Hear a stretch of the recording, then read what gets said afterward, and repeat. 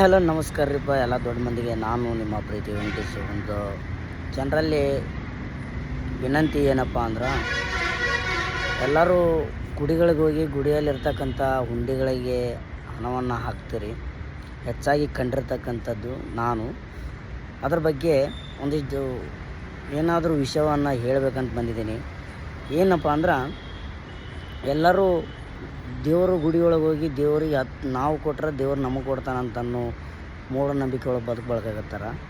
ಅಂಥವ್ರಿಗೆ ನಾನು ಕೇಳ್ಕೊಳ್ಳೋದು ಇಷ್ಟ, ನೀವೇನಾದರೂ ದಾನ ಧರ್ಮ ಒಂದು ದೇವರಿಗೆ ಉದ್ಧಾರ ಮಾಡಬೇಕು, ಅದನ್ನು ಮಾಡಬೇಕು ಇದನ್ನು ಮಾಡ್ಬೇಕು ಅನ್ನೋದಿದ್ರಪ್ಪ ಅಂದ್ರೆ, ರೋಡ್ನಲ್ಲಿರ್ತಕ್ಕಂಥ ಬೀದಿಯಲ್ಲಿ ಬಿದ್ದಿರ್ತಕ್ಕಂಥ ಅನಾಥರಿಗೆ, ಭಿಕ್ಷುಕರಿಗೆ, ಈ ರೀತಿ ಕಷ್ಟದಿಂದ ಬದುಕಿರ್ತಕ್ಕಂಥ ಒಂದು 4-5 ಜನಗಳಿಗೆ ನಿಮ್ಮ ಕೈಲೇ ಆದಷ್ಟು ಸಹಾಯ ಮಾಡಿರಿ.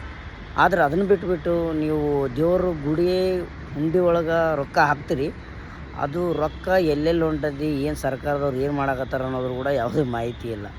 ಅದಕ್ಕೆ ನೀವು ಏನಾದರೂ ನಿಮಗೆ ಬೀದಿಯಲ್ಲಿರ್ತಕ್ಕಂಥವ್ರು ಜನಗಳಲ್ಲೇ ದೇವರನ್ನು ಕಾಣ್ರಿ ಅಂತ ಕೇಳ್ಕೊಳಕತ್ತೀನಿ.